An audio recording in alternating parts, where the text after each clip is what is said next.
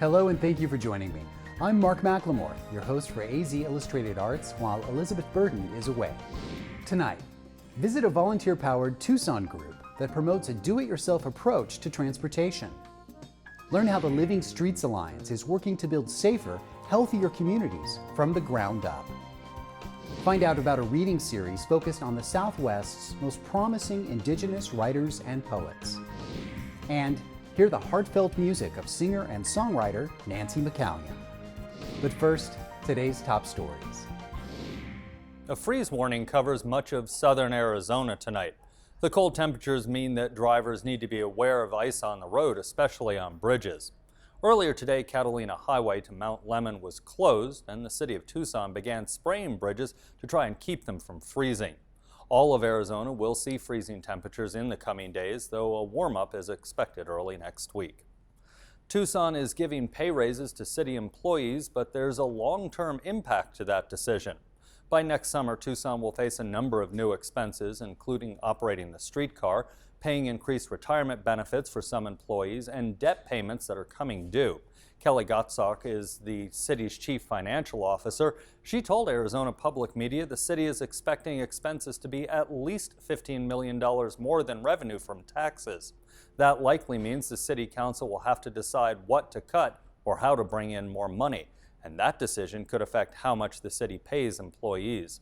Tucson's general fund, which is the bank account most city employees' salaries come from, is about $470 million this year. 1 year of raises will cost $8 million, or less than 2% of the general fund. Another way to look at that number is about half of the estimated budget shortfall for the next fiscal year that begins in July.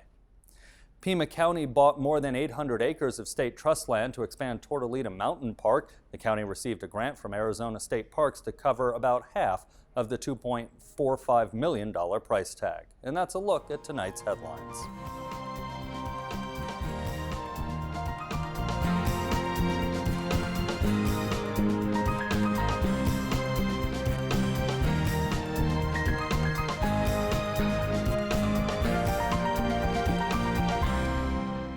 Whether for enjoyment, financial, health, or environmental reasons, new waves of bicyclists are always taking to Tucson streets. Next, Luis Carrion shows us a group called BICAS, Bicycle Intercommunity Art and Salvage. They've been providing low-cost assistance and equipment to Tucson's biking community for more than 2 decades. This scene may appear a bit chaotic to the first-time BICAS visitor. But look closely and you'll notice that this basement workshop is organized and efficient. On any given day, dozens of people can be found here working on all manner of bike-related activities. My headset was super dry. I haven't maintained this in a few months. That's Jeff Carson. He says he visits BICAS whenever he needs to work on his bike.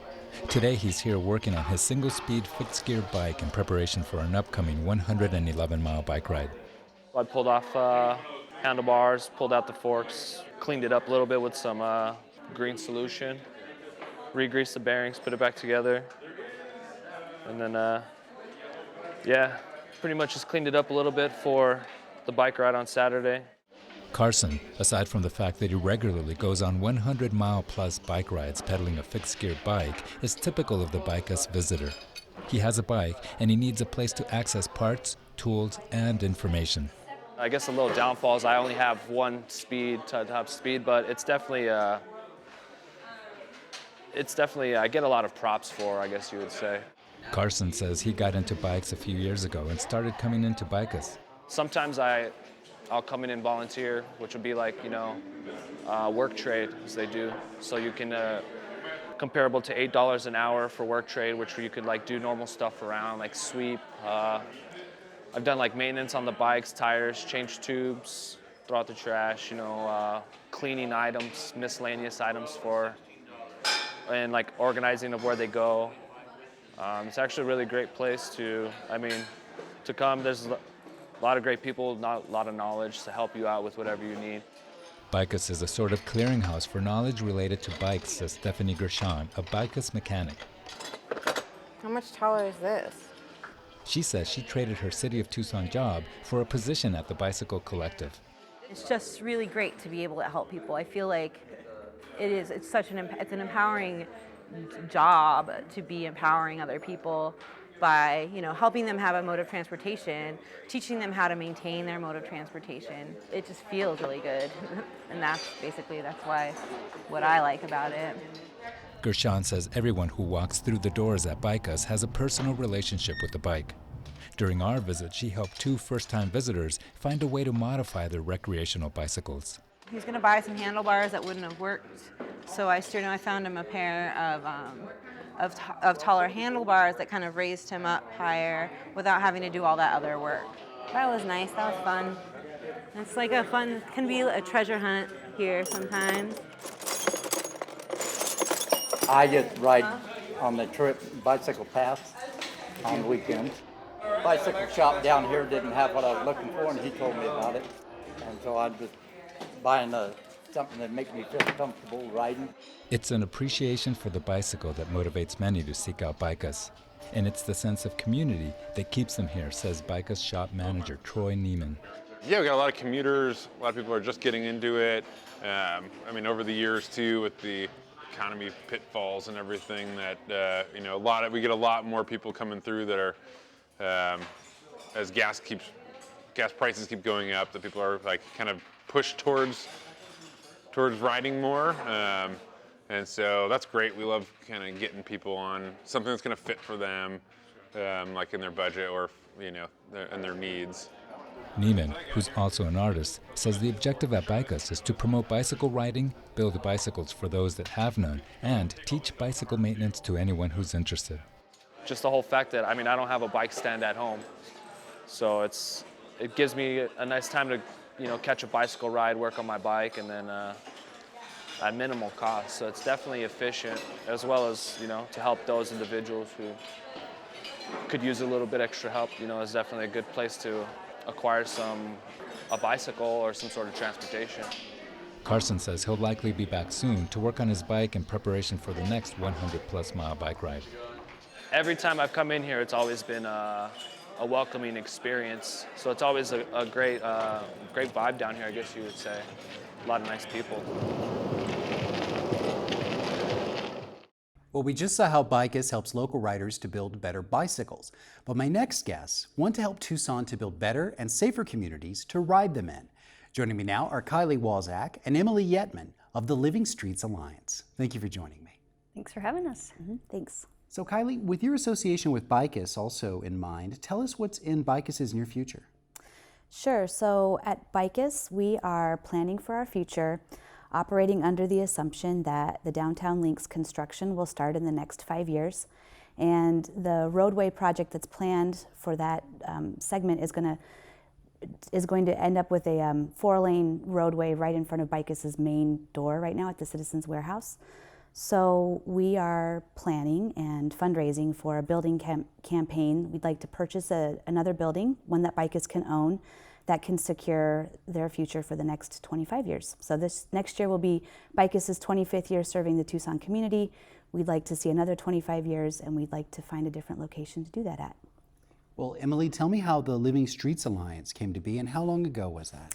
We've been around about 3 years now, and really Living Streets Alliance came about as a group of concerned citizens came together and realized that we had a lot of concerns about biking, walking, and the quality of our streets in Tucson, and there wasn't really a way of unifying all those voices, and yet there was a really great need for it. And so we started a nonprofit advocacy organization to help neighborhoods and individuals have a way of combining their voices so that we can make our streets better places for people. And what are some results you'd say that have come about in the 3 years since LSA was formed? It's been really exciting. I think one of the biggest things that we've done so far, and this is something that we'll continue to work on, is we're starting the conversation, generating conversation about walkability and pedestrian needs. And that's something that we all experience, and yet it's something that hasn't really been talked about for a long time in our community. I think bikes get a lot of exposure, but we're all pedestrians. We all walk places, and so we have needs. And so a lot of what we've been working on is trying to get this conversation started so that we can start making our community more walkable and certainly safer for pedestrians. So that's been a really big thing. and then trying to find money so that we can make the improvements that we need in our community. Well, Kylie, it seems to me that Tucson really does run the gamut between areas that are specifically designed with pedestrians and bicycles in mind and other areas which are much less accommodating. How would you describe kind of the overall picture of Tucson's pedestrian friendliness? As far as pedestrian friendliness and cyclist friendliness goes, because I think the two are often very closely linked, Tucson has an incredible amount of potential to be an incredibly bicycle and pedestrian friendly city because of our grid system. And one of the projects we're currently working on closely with the city of Tucson is developing this concept of a bicycle boulevard. You may have heard about those a couple of years ago when we first put the first one in on North 4th Avenue, all the way up towards Amphi High School or middle school. This is really utilizing what Tucson has a lot of, which is residential streets that are underutilized during all hours of the day. And with some small tweaks, you may see Watershed Management Group, another organization that's focused on redesigning our streets. With a few small tweaks, you can use the streets better to capture more rainwater, plant more trees, create more shade, add more sidewalks, and then add in amenities for bicyclists that make these alternate routes that are just off of our arterial streets much more attractive places for people to use for everyday transportation. So I think that Tucson's got a tremendous amount of potential to be safer for people on 2 feet, on 2 wheels. Well, what sort of feedback are you hearing from the public about the issues that they're concerned with? I think that right now, pedestrian safety is huge. We just had our 17th person killed while trying to cross the street in Tucson this year alone. And it's interesting because at the other end of the spectrum, we have people saying, I want to be able to walk places. It's good for my health, it saves me money, it's a way to engage with my community, meet my neighbors, and then you have, conditions that don't make it possible.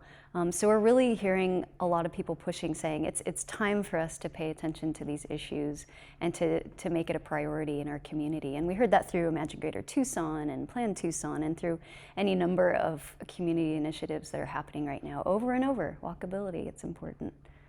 Well, Kylie mentioned also working with the Rainwater Harvesting Group. Can you tell me a little bit about the community partners that LSA is forming? Sure. So Watershed Management Group deals with the green infrastructure part of this larger vision we have of living streets, streets full of people that are comfortable and safe to be in. So they do a lot of work in the community trying to provide more shade and water harvesting and stuff. So they're a great ally. I think we've got, I don't even know how many partners we have for Ciclavia Tucson, which is an event we put on every year, 25,000 people coming out to play in the streets for the day. But that's really about, getting people out, getting them moving, discovering their community. The next big event you have coming up is the art auction, though, which we forgot to mention. Well, that's BICAS' annual fundraiser. It'll be their 18th annual fundraiser for the community. What BICAS is really great at is not throwing anything away and turning metal objects from bikes that are no longer able to be used on bikes into artwork. So this weekend, Friday and Saturday, there'll be an art auction that the whole public is invited to attend. Well, I think we would be remiss if we didn't end this conversation by mentioning the streetcar and the impact that that's had on pedestrian and bicycle viability in Tucson. Emily? Yeah, so one of the things Living Streets Alliance is doing to be proactive about improving those conditions is we have a crash report form on our website. It's livingstreetsalliance.org, where if you are on a bike and you get caught in the tracks and you go down, you can report it, and that way we know we can help the city figure out ways to make it safer, so improvements that can be made. And share that website address with us again? livingstreetsalliance.org. Well, thank you both so much for spending your time with us today. I appreciate it. Thanks for having us. Thanks.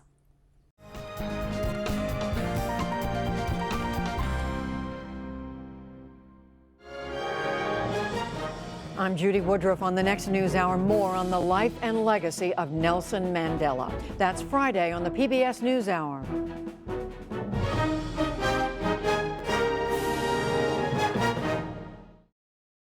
The new film Inside Llewyn Davis is the fictional story of a 60s folk singer in Greenwich Village. It's based on the real life of musician Dave Van Ronk. Dave was the king of that world. He really knew New York, he really knew history, he really knew music. I'm Steve Inskeep. Inside Dave Van Ronk on the next morning edition from NPR News. We'll go down to Galilee. The novelist David Foster Wallace was once asked what he thought was the greatest challenge facing today's aspiring writers. His answer didn't involve changes to the modern publishing industry. Wallace said the true challenge was the search to find their inner voice. Next, Elizabeth Burden tells us about a reading series that's helping the voices of writers and poets from the Southwest to be heard. The northern Pima word Shukan, from which Tucson gets its name, means spring at the foot of a black mountain. Presented by Casa Libre, Judson, an Indigenous reading series, seeks to celebrate the work of Indigenous writers and artists of the Southwest and beyond who are working in a variety of creative mediums. Joining me in the studio are series curator and writer Bill Wetzel and writer and managing editor for Cairn Press, Jody Thompson. Thank you both for joining me. Thank you. Bill, what prompted you to develop and curate this series? It kind of originally came about. I had discussions with my friend Sherwin Bitsui, the Dene poet, and my friend Natalie Diaz, a poet as well. And there was a lot of Indigenous writers who wanted to read in Tucson, particularly younger people.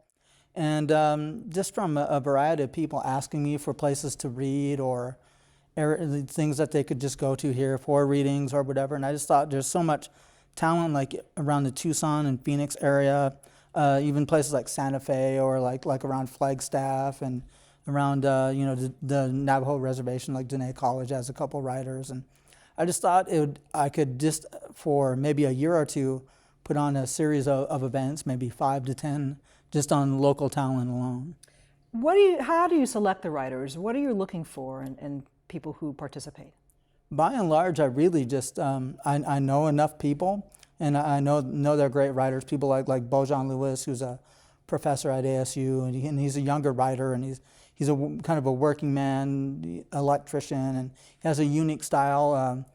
Sterling Holy White Mountain is my relative, and he went to the University of Iowa.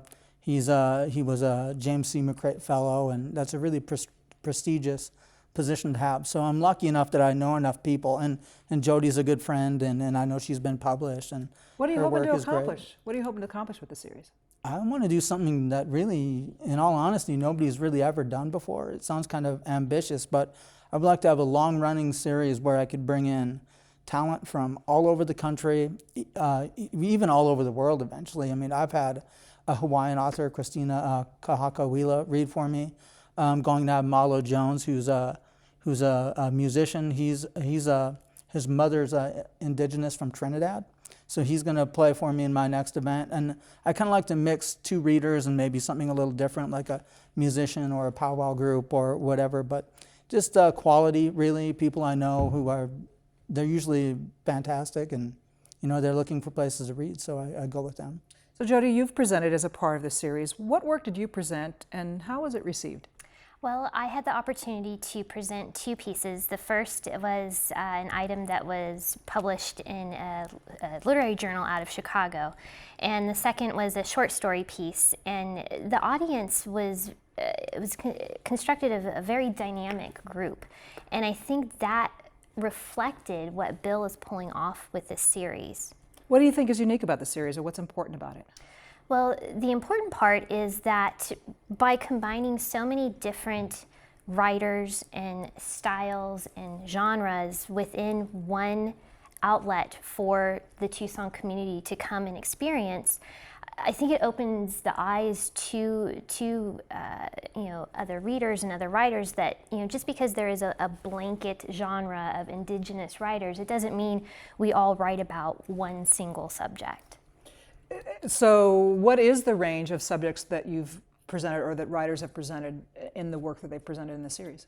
Well, I've had people like Simon Ortiz, who was a legendary Native writer, and he kind of writes a different style. He grew up, say, like in an era where they went through the great civil rights era, marches, all of that stuff. And you can see in his work sort of a conflict between, say, Indigenous people and maybe the white world. Then I've had like Bojan Lewis and Sterling Holy White Mountain on, and they kind of write a little bit more like, well, you're seeing people of the younger generations. There's more of a conflict between natives in their communities because we have different issues. Like blood quantum or the fractionization of land, things like that. And you're beginning to see that sort of come out in the work. So it's not as much a conflict with us and the outside world, it's maybe a conflict within ourselves as we kind of go through the growing pains of discovering tribal sovereignty and really what it is in this new century. So I think that's probably the broadest gap and the biggest difference between, say, somebody of the previous generations and somebody right now. Jody, you're the managing editor of Cairn Press, a small press here in Tucson. How do you see the work of a press as different from the work of a reading series like the Stjukshon series? Well, you know, the press, and especially the goal of Cairn Press, is we want to help writers find a home for their first publication. And, you know, the way the publishing industry is at this point, you know, the bigger houses, it's more than likely you probably aren't going to get into it with a contract. So when you have an independent setup, you're able to go to reading series like this and really tap into what's going on in up-and-coming writers and writers that have already been doing their thing and who are established underground. And just to be a part of that, I think, is vital in the writing community. And as Bill said, with these new generational struggles, you know, again, it's not just specific to an indigenous people. It's happening cross-culturally and age-wise and socio and economic graphics too. It's amazing. So, Bill, what's up next in the series? I'm going to have an event on December 6th. It's going to be Laura Tohei, who's a really wonderful writer. She's a librettist as well. She writes plays. She does poetry, a little bit of everything. She's an award-winning poet. A younger writer, his name's Kenny Dyer-Redner, and he's a former boxer, and he's a blue-collar guy. He writes really fascinating fiction. He's going to be on, and the Jonestown Band, and their front man is Malo Jones, and they kind of have an eclectic sound, blues, a little bit of southern rock. They're really fantastic, and they're a local Tucson group as well. And this is happening at Casa Libre, so in the last few seconds that we have, why that particular setting at Casa Libre? I've read there before, and I liked it, and they gave me free reign to do what I want, and I can record it all, put it on YouTube, and keep a permanent record for what I want to do. So, Bill, Jody, thank you both so much for joining me today. You're welcome.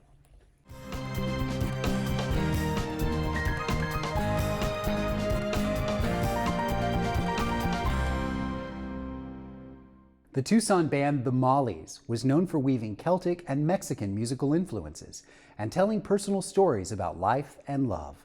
Mollies co-founder Nancy McCallion continues to dig deep with her songwriting, and recently she performed a concert recorded at the bottom of a stairway in the Arizona Public Media Radio studios. Here's Nancy McCallion and Danny Krieger.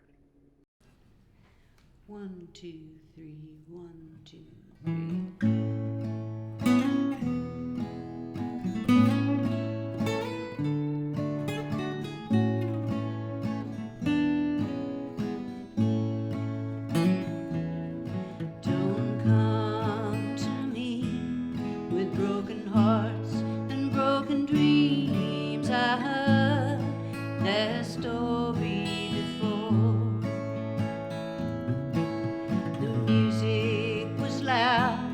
And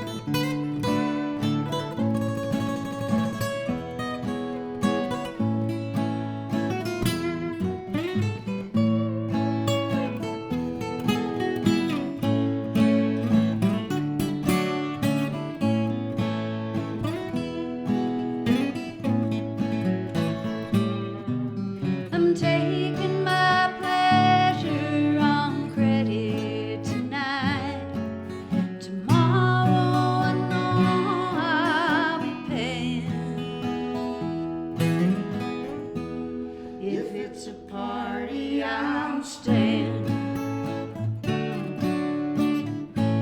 If it's a party, I'm staying tonight.